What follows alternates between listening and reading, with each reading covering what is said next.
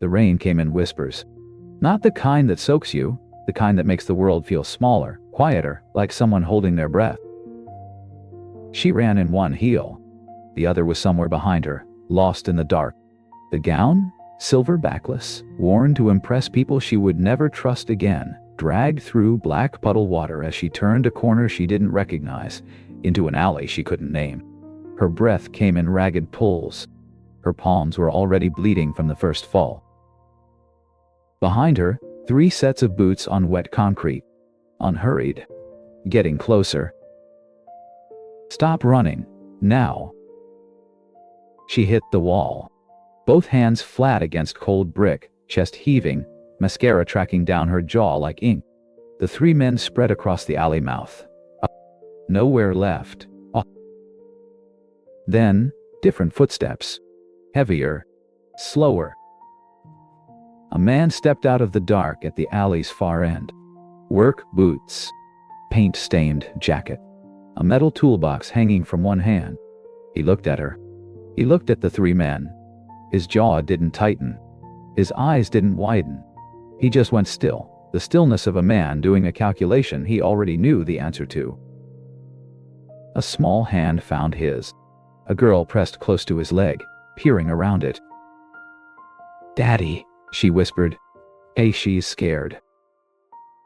He looked down at his daughter for one long second. Something moved across his face. Not decision, exactly. More like recognition. Then he set the toolbox down. What happened next, nobody in that alley was ready for. The alley Jack Mercer walked every night was 73 steps from Mrs. Kowalski's front door to the entrance of Building 4 Tortoise. He'd counted them during the first winter after Claire died, when counting things was the only way to keep moving. Tonight it took longer. Lily had found a snail. Jack Mercer was 38 years old and looked it, not in a defeated way, but in the way men look when they've carried real weight for real years. Broad shoulders gone slightly soft at the edges. Hands that were always clean but never quite scrubbed clean. A face that defaulted to neutral, not because he felt nothing, but because he'd learned that showing everything cost too much. He was a licensed electrician, residential, freelance, the kind of work that filled the weeks without filling the bank account. 4 years ago, he'd had a wife, a plan, and the beginning of something that felt like a future. Then Claire's diagnosis came, and the bills came faster than the treatment options, $340,000 in 18 months, a number that didn't get smaller no matter how many extra jobs he took, and the plan became simply, keep Lily fed, keep Lily fed, keep Lily safe, keep moving. And it's all. He was good at keeping moving. Daddy, tut. Lily crouched over the snail, finger hovering close but not touching. Do you think he's scared of the rain? Lily Mercer was 9 years old and had her mother's eyes, watchful, patient, the kind that took in a room before committing to it. She was small for her age and didn't mind. She noticed things adults skimmed past, the way the cashier at the corner store smiled with only the bottom half of her face, the way their neighbor Mr. Pham always checked his phone twice before unlocking his door, the specific silence a person makes when they're pretending to be fine. She was also, tonight, wearing a yellow jacket with a hood she'd wanted specifically for the hood, and carrying a half-eaten granola bar she'd been negotiating with for 4 blocks. Snails like rain, Jack said. How do you know? Because they come out in it. She considered this, accepted it, stood up. They walked another 11 steps before she heard it. A sound, high, cut short, like something interrupted.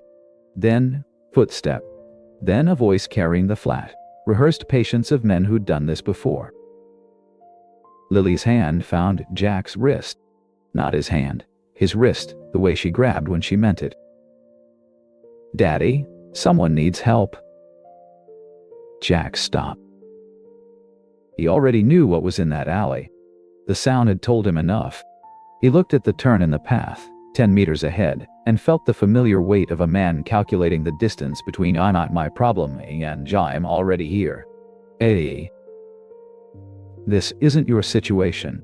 Iggy, the thought came quick and practiced. You have a 9-year-old.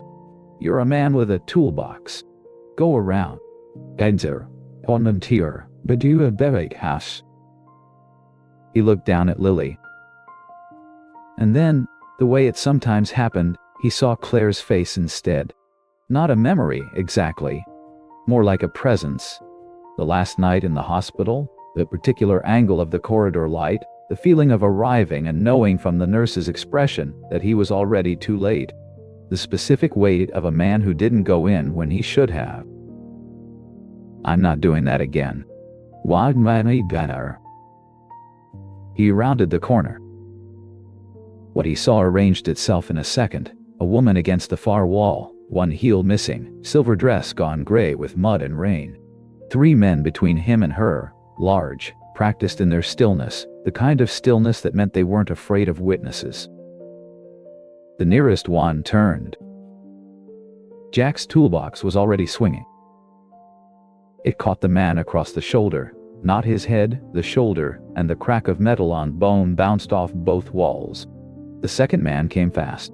Jack stepped left instead of back, a habit from years of working in tight spaces, and the man's momentum carried him into the wall. Jack held him there for 1 second. Just long enough. Hey! Louder than he'd expected. Louder than he'd spoken in months. Hey! A police siren. 2 streets over, maybe 3. Impossible to tell through rain and brick. Hiccuped once in the dark. Something shifted in the arithmetic of 3 men's evening. The one on the ground got up slowly. The one against the wall went still. The third looked at Jack with the flat calculation of a man doing math. Then they walked away. Not ran. Walked. Not. The kind of exit that said, this isn't over. We're just done with tonight. Jack turned around. The woman was sitting on the ground where the wall met the wet pavement, knees pulled in, arms wrapped around herself. The mascara had traveled far from where it started. Her breathing was audible, jagged, effortful, the breathing of someone who'd been running longer than tonight. She looked at him the way people look at strangers who've seen them at their worst, grateful and ashamed in equal measure, too exhausted to hide either. Lily stepped forward. She unzipped her yellow jacket and held it out with both hands. Not as comfort, not as performance. Just a fact, offered plainly. You're cold, she said. The woman looked at the jacket, then at the small hands holding it. Then something behind her face came loose, and the tears came differently than before, quieter and much worse. There was no reasonable option at 11:30 in the rain. Jack knew this neighborhood. The nearest shelter was 40 minutes by bus ride. He had no cash for a cab. He picked up his toolbox. 3 latches needed attention now. Can you walk? She nodded. It took 2 tries to stand. He moved slightly ahead to break the wind, and she followed, and Lily walked between them without being told to. Do you have someone I can call? Jack asked, under the yellow lights of Brennan Street. Family, a friend. She shook her head. Small, firm Dutch. Please. Her voice was the rough edge of something worn down. Don't call anyone, not yet. She's running from someone. The thought settled in his chest, simply and completely true. And I just walked my daughter into whatever that is. Kevin, Dunning. He said, okay. 3 steps later, in the yellow light, he noticed the marks on her wrist, above the left hand, partially covered by the ruined hem of her sleeve, faded to green and yellow at the edges. Days old. Not tonight's work. Lily, walking in silence, granola bar forgotten, watching the woman the way she watched everything, said, What's your name? The pause lasted long enough that Jack almost told Lily to let it go. Anna, the woman said. The hesitation before the name was its own kind of answer. Jack noticed one more thing before they reached the building. Her shoes. Even caked with half the alley's mud, the stitching was unmistakable, the kind of construction that cost more than 2 weeks of his invoices. Who are you, Anna? He thought, holding the lobby door while Lily marched through first. Yeah, and what did you do to end up here? The apartment was quiet in the way it only got after 6 a.m. Jack sat at the kitchen table with his second coffee and his laptop, doing what he told himself was practical, checking the local news, scanning the police blotter, looking for anything about the industrial district. He found it in 40 seconds. The headline was small. The photo was not. A breaking. Anna Voss, CEO of Voss Capital Group, missing since last night after charity gala.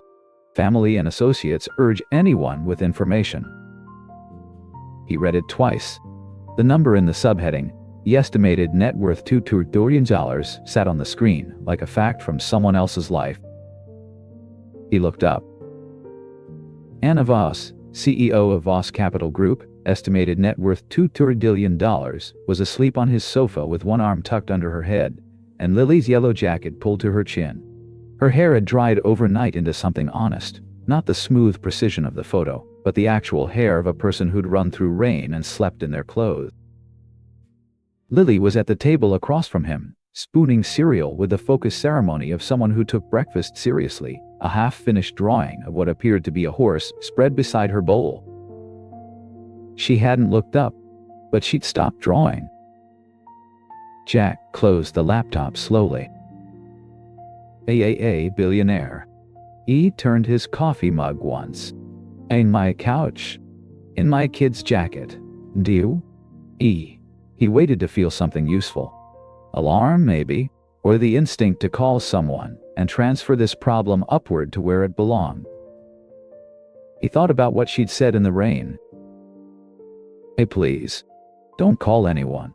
Not yet. And it can't be. He left the laptop closed. She woke the way people wake in unfamiliar places, fast, then still, then a slow inventory of the room. Jack watched her eyes move. The low ceiling, the crayon drawings tacked along the far wall in an arrangement that had outgrown its original frame, and simply continued. The window with the broken latch he kept meaning to fix.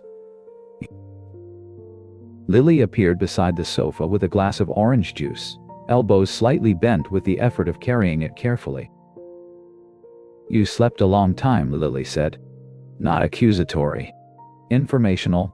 I don't. Anna looked at the glass, then at the girl. Something in her face did something complicated and brief before she took it.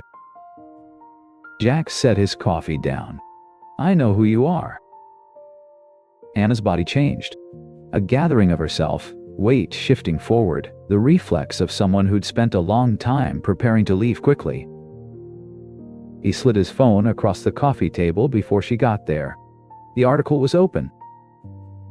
She looked at the screen, her expression compressed. I didn't call anyone, Jack said. I'm not going to, but I need to ask, are you safe, right now, today? A pause with texture. Anna looked at Lily, who had returned to the table but held her crayon with the very still quality of a child, listening with their whole body. Then she looked back at Jack, and she told him.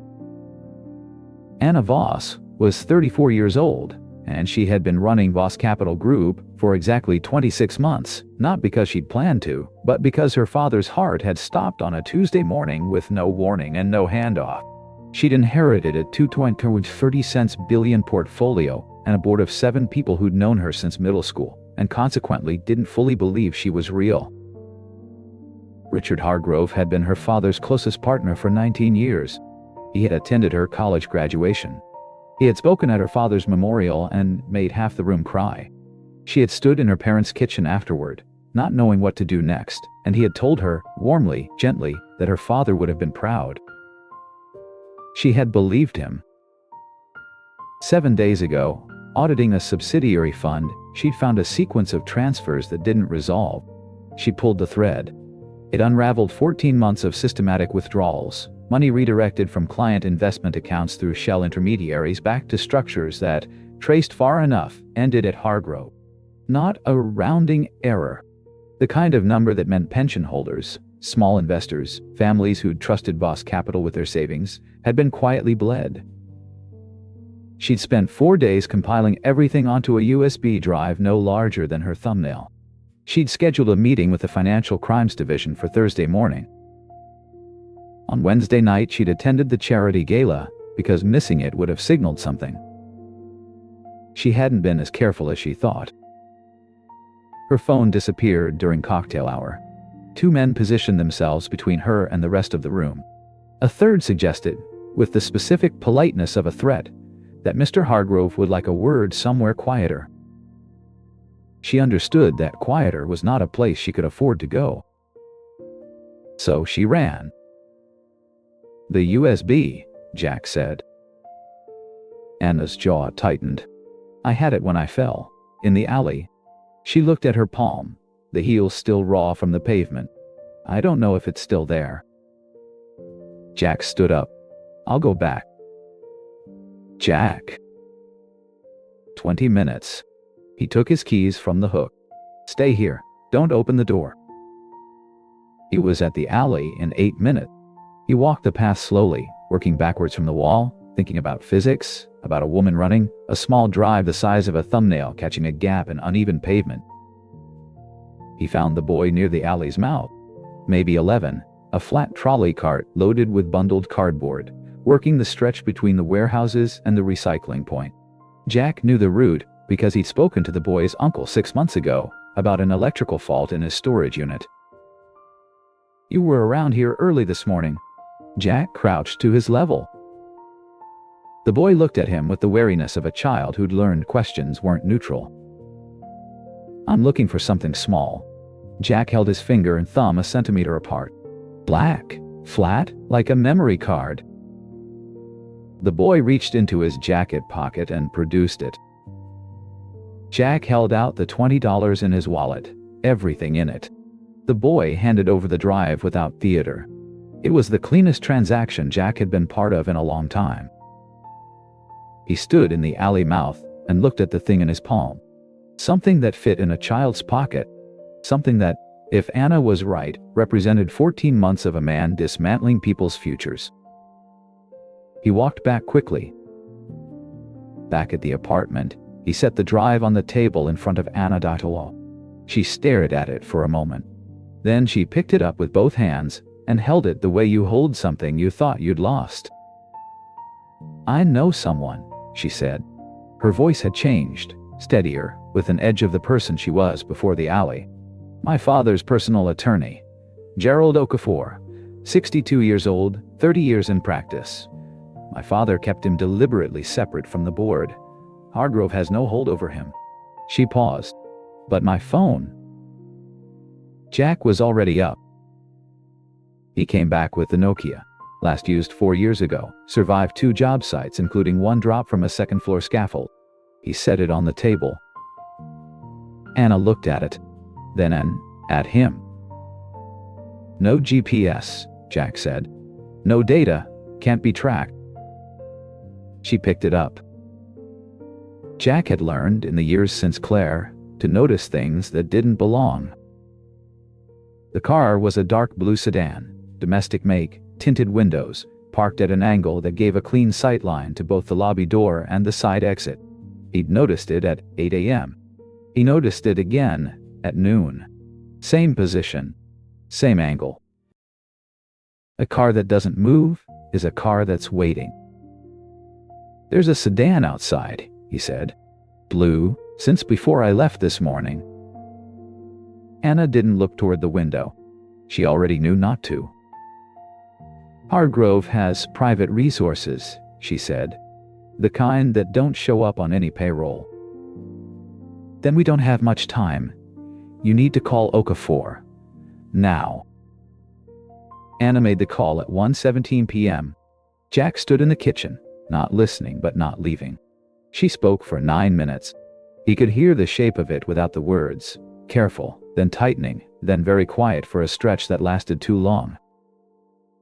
When she came back, her face had changed. "Hargrove filed a report this morning. She set the Nokia on the counter with the precision of someone putting something down so they don't throw it.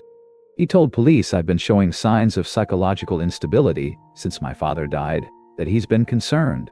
She said the last word like it had a taste. He's positioning this as a wellness issue. Anyone currently helping me could be viewed as enabling someone in crisis. Jack leaned against the counter.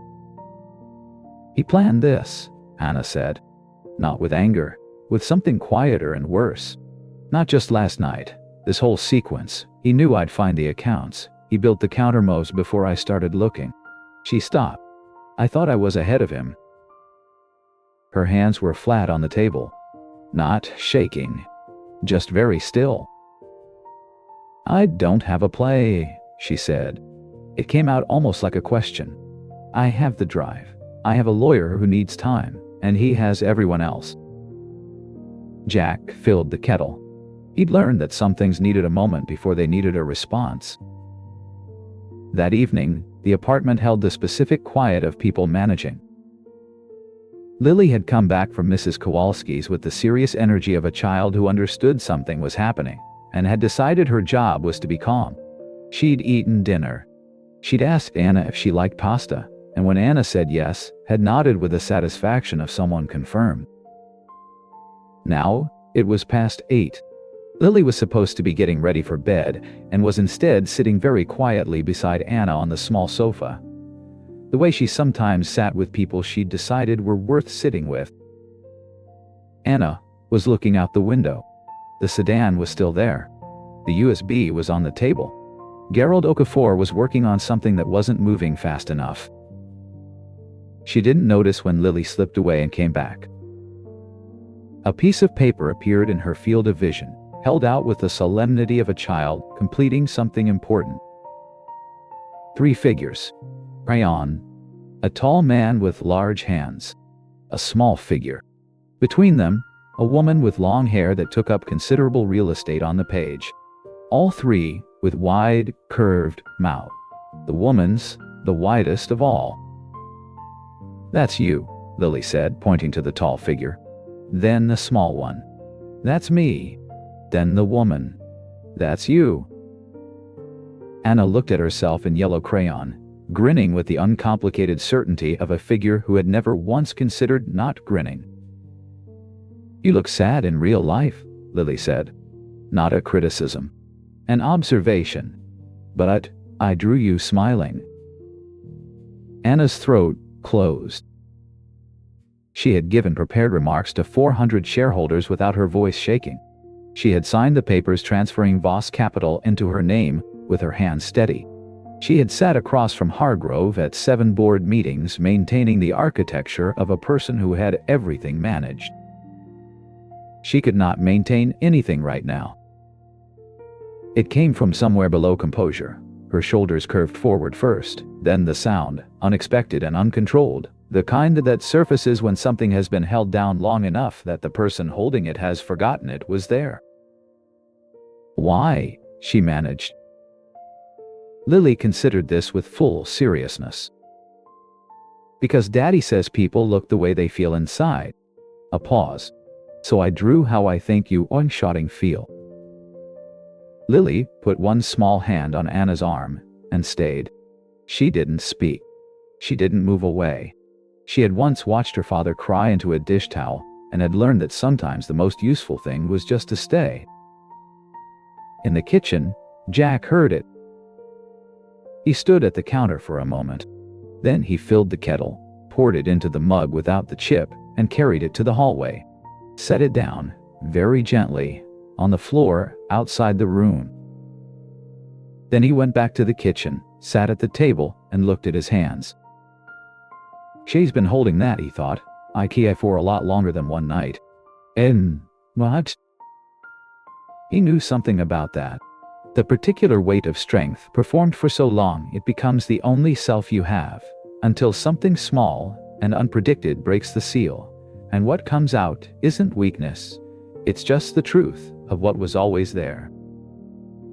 He cried, the first time after Claire, because Lily had drawn him a picture too. A tall man and a small girl under a yellow sun. She'd slid it under the bathroom door without saying anything. He'd sat on the tile floor for 20 minutes. He left the apartment holding what it was holding. The knock came at 6:14 a.m. Jack was already awake, sitting with cold coffee and the alertness of a man who'd spent 2 days waiting. He heard it from the hallway and knew immediately neighbors knocked differently. This was the sound of people who weren't asking. He was at Anna's door in 4 steps. "Get up, now." She was already sitting up. Her eyes focused fast. "How many?" "Don't know. They're not being quiet." Lily's room, silence. The specific silence of a child who'd woken and gone still. Jack pushed the door open. She was sitting up in bed, yellow jacket already on. He hadn't told her to pack it. She'd done it herself, sometime in the night. "Stairs," he said. She was already standing. The back stairs of Building 4 were a city code afterthought, narrow, unlit, smelling of old paint. Jack had replaced the junction box on the second-floor landing 8 months ago and knew the bottom door stuck unless you lifted the handle at a precise angle. He lifted it. It opened. They came out into the service alley behind the building. Jack moved with the deliberate pace of someone who knew where he was going and understood that running attracted the attention walking didn't. Anna matched him. Lily held his hand and asked nothing. He'd worked this neighborhood for 9 years. He knew which blocks had early delivery trucks to mask movement. He knew the alley behind the hardware store on Clement Street was always open from 6 a.m. for stock delivery. He knew these things the way he knew his own electrical panel, not from studying, but from years of small attentions accumulating into something that worked when it needed to. They came out on the far side of the block, 7 minutes after leaving the building. Behind them, somewhere on the front side, the knock became a bang. Jack turned right. Meisel's Laundry occupied the ground floor of a building that had been 3 different businesses in 15 years. Eddie Meisel was 71 years old and had seen enough of the city to understand that questions asked before coffee were better left until after. He opened the back door in a bathrobe, took in the 3 of them, and stepped aside. He put coffee on. He disappeared into the back. Jack bought 2 bread rolls from the street cart already set up on the corner and came back to find Anna and Lily on the folding chairs along the wall. Anna had the Nokia. Lily was eating half a banana Eddie had produced from somewhere, holding it with the focused attention of someone who had decided this was breakfast and was committing to it. Anna watched Jack unwrap his roll and sit down. The ordinary, unhurried mechanics of a man eating bread in a laundromat at 6:30 in the morning. And something crossed her face that she didn't try to manage. "You could have handed me over," she said quietly. "When Gerald told you about the legal exposure, you had every reason." Jack chewed, swallowed. "Yeah. Why didn't you?" He looked at Lily, who was examining the banana peel with scientific interest. "Same reason as the alley," he said. Anna looked at the phone in her hand for a long moment. Then she dialed. Gerald Okafor answered on the second ring, which meant he'd been awake too. Anna didn't ask how close he was. She said, "I'm coming to you. I have the drive. But before anything else, before any filing, any statement, any of it, I need you to make sure the man and his daughter who've been with me are formally documented as protected, non-involved parties. Whatever language makes them untouchable. Whatever language makes them untouchable." A pause. "After that, we talk about me." Silence on the line. "That's not how this usually—" "I know how it usually works," Anna said. "I'm telling you how this works." She hung up. Jack was looking at her. "What?" she said. "Nothing." He looked back at his bread. "Just nothing." Lily, who had finished the banana and was watching Anna with the open regard she reserved for things worth studying, said simply, "That was good." Anna looked at the 9-year-old. "Thanks," she said, and meant it entirely. Before they left, Jack knocked once on Eddie's back room door. "We're heading out," he said through the wood. "Thank you, Eddie." A pause. Then muffled. "Junction box on the third floor's been making a noise." "I'll come by Thursday," Jack said. A grunt of satisfaction.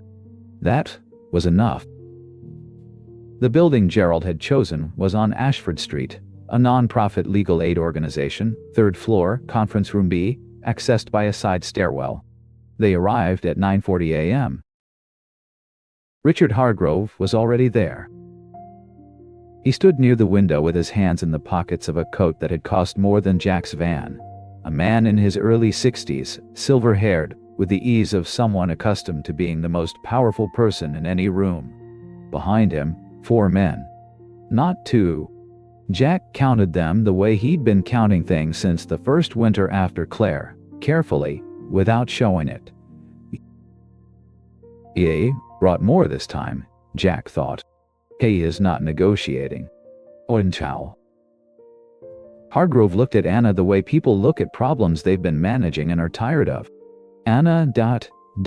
Oh. Impressively warm. "You look exhausted. This has gone far enough." Anna walked into the room.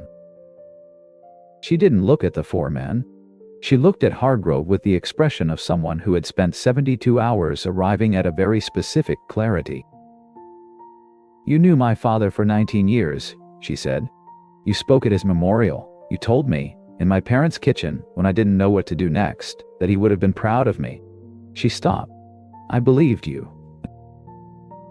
Hargrove's warmth cooled slightly at the edges. "The USB, Anna, give it to me, and this ends quietly." He glanced at Jack. "Your friend here walks away clean. No record of any of this." "He's not my friend," Anna said. Then, quietly, "He's better than that." She reached into her jacket pocket. Hargrove's posture shifted. She pulled out the drive, walked to the conference table, and placed it in front of Gerald Okafor. "You know what my father never understood about you?" Anna's voice was even. She wasn't looking at the drive. She was looking at Hargrove. "He thought your loyalty was to people. It wasn't. It was always to the position, the access, the control." A pause. "The people whose money you took, they weren't abstractions to him. They never were." Hargrove took one step forward. A small hand appeared at Anna's side. Jack had felt Lily move, had made the half-second decision not to stop her, the decision of a father who understood that some things couldn't be held back and shouldn't be, and who trusted, more than he'd trusted anything in 4 years, his daughter's instincts about people. Lily stood beside Anna and looked up at Hargrove with the direct, unfrightened attention of a child who hadn't yet learned that powerful men were supposed to be intimidating. She took Anna's hand. Her grip was small and absolutely certain. "It's okay," she said. Her voice was clear in the conference room, quiet. "My daddy says when you do the right thing, you don't have to be scared anymore." The room held the sentence. Hargrove looked at the child. At Anna, at Gerald Okafor, whose fingers had not stopped moving on the keyboard. A man accustomed to calculating odds made a calculation. He took his hands out of his pockets. "You'll regret this," he said. It came out smaller than he'd intended. The room had changed shape around him, and he was only now feeling it. "No," Anna said. "I really won't." "Now, well." By 11 a.m., the filing was submitted. By noon, 2 federal investigators had arrived at the offices of Voss Capital Group. By 2 p.m., Hargrove had been asked to remain available for questioning, the specific phrasing that meant the door had closed. Jack sat in the hallway outside conference room B on a plastic chair, Lily beside him, her head against his arm. A police officer took his statement in 11 minutes, confirmed that both he and Lily were documented as non-involved, and thanked him with the brevity of someone with many statements left to take. After the officer left, Lily looked up. "Daddy." "Yeah." "Can we get pizza?" Jack looked at the ceiling. Drop tiles. A fluorescent light with a slight flicker he could tell from here was a loose ballast and not a dying tube. A detail noticed automatically, the way he noticed everything. "Yeah, bug," he said. "We can get pizza." Down the hall, through the glass panel of the conference room, Anna stood straight, Gerald beside her, the laptop screen reflected in her eyes. She was talking. She looked like someone who had set something very heavy down, and was only now feeling the full measure of what it had weighed. She looked like a person beginning to breathe normally again. Jack leaned back, closed his eyes for just one moment, long enough to feel the 4 days in his shoulders, in the scraped knuckles of his right hand, in the particular exhaustion of a man who'd been holding himself ready for something, and could finally, cautiously, stop. Lily put her hand on his arm. He left his eyes closed and let the weight settle somewhere it could rest. The news moved the way it always did, fast and total, then receding, leaving facts stranded like things washed up after a storm. Hargrove's name appeared first in the financial press, then in the general headlines, then in the kind of stories that got shared without being fully read. Voss Capital fraud exposed. CEO Anna Voss credited with whistleblowing that saved thousands of investors. Were photographs, not the gala kind, not the careful smile. The real kind. Taken outside a federal building on a gray morning, jaw set, not performing anything. Jack read 3 paragraphs at the kitchen table, then put the phone face down beside his coffee. The blue sedan was gone. Had been gone since the morning after the filing. The street looked the way it always looked. Unremarkable, familiar, the ordinary geography of a life that had briefly held something larger than itself and was now returning to form. Lily came in from the bathroom with her hair half brushed, its default state most mornings, and climbed into her chair. "Daddy." She reached for her cereal. "Is Anna famous now?" Jack wrapped both hands around his mug. "I think she was always something," he said. "We just didn't know." Lily considered this while chewing. Then she nodded. The nod of someone whose understanding of the world had been confirmed rather than revised, and turned her attention to arranging her cereal by color. "Evening." The knock came 3 days later. Soft. 2 taps, not the knock of someone who expected to be let in, but of someone who understood they were asking. Jack was rewiring a light switch cover that had been loose for 6 months. He set the screwdriver down and opened the door. Anna Voss stood in the hallway of Building 4 in jeans and a thin jacket, her hair down and simple, a white bakery box held carefully in front of her. She looked like the person the gala photograph had obscured, like the woman who'd taken orange juice from a 9-year-old's hands and let herself, finally, come apart in a small apartment that had never held a billionaire before and managed it without comment. "You didn't have to come," Jack said. "I know." A small pause. "I wanted to." The sound of small feet preceded Lily by half a second. She appeared at Jack's hip, assessed the situation at speed, and looked at the box. "Is that for us?"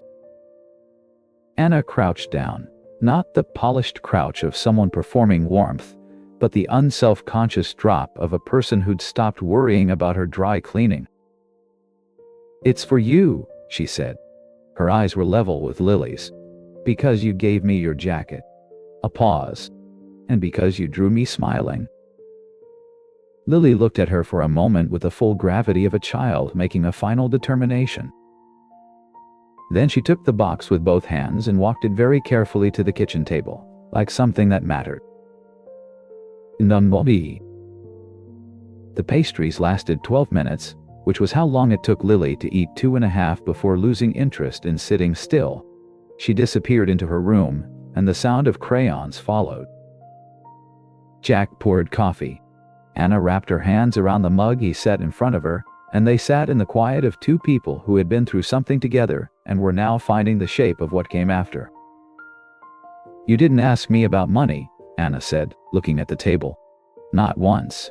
Not about what I could do for you." "No, I shall." Why? He was quiet long enough that it wasn't avoidance. It was the pause of a man finding exact words for something he'd never needed to say aloud. Because that wasn't why I helped you. He set his mug down. Lily said, "Dang, she's scared." That was it. That was the whole reason. He paused. I can't teach her to walk toward other people's fear and walk away from it myself. That's not, I can't do that. Anna looked at him. I've spent my entire adult life making sure no one could say I needed help. She said it the way people say true things they've been circling for a long time. I built a whole career on it, a whole version of myself. She turned the mug in her hands. 2 days in a small apartment, with a man who wires light switches, and a 9-year-old who gives away her favorite jacket, and I. She stopped.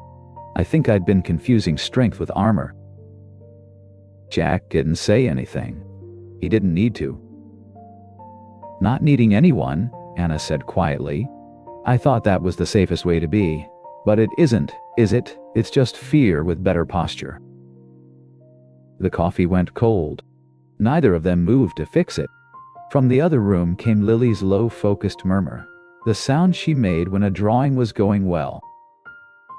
You know what's strange, Jack said, is that I got so good at keeping things small, safe, just me and Lily and the work.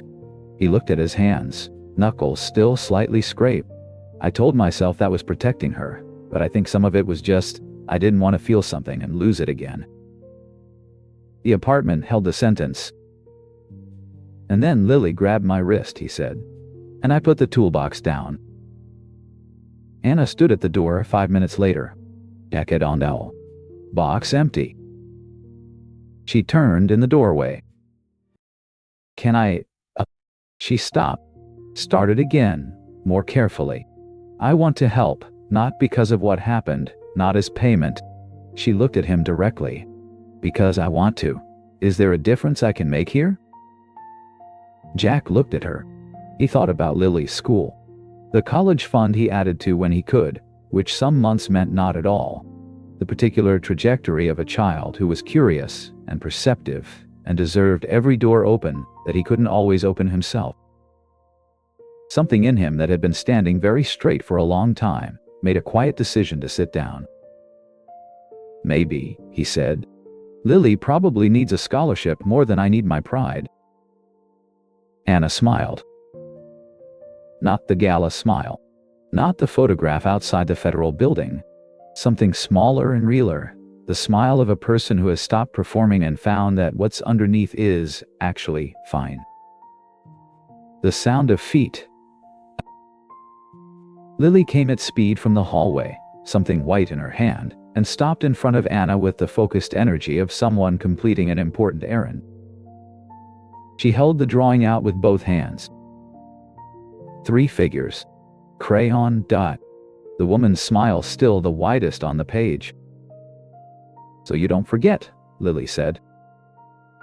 Anna took it, held it the way Lily had carried the pastry box, like something that mattered because it was. I won't, she said. Her voice was steady. She meant it entirely. Jack stood at the window and watched her walk out onto the street below, unhurried, unremarkable, a person moving through an ordinary world that had tried, briefly and seriously, to swallow her.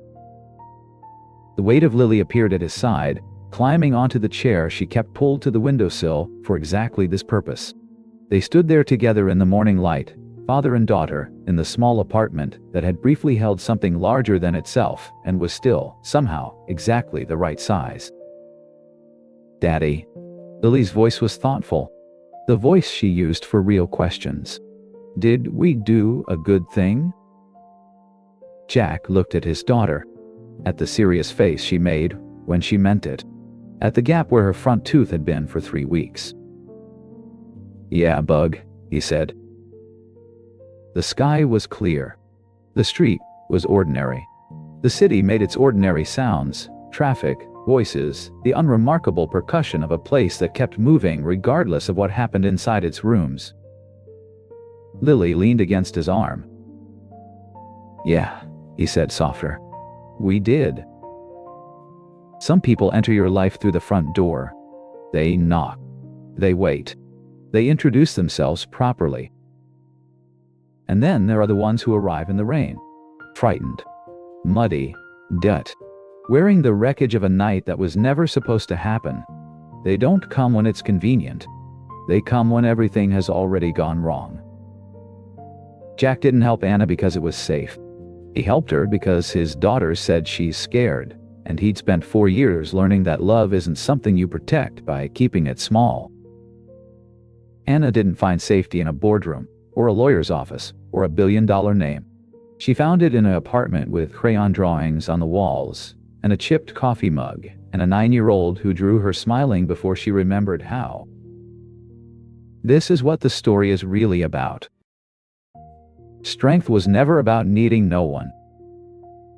It was always about knowing, when the moment comes, when a small hand finds yours in the dark, that you don't have to carry it alone anymore. Some burdens aren't meant to be carried. They're meant to be set down. Together. If this story sat with you, if something in Jack, or Anna, or Lily felt true, drop a comment below and tell me which moment got you. I read every single one. Hit like if you believe that ordinary people do extraordinary things every day, quietly, without anyone watching. And subscribe, because the next story is already waiting, and it's for people like you, who still believe that kind of thing matters. Thank you for being here.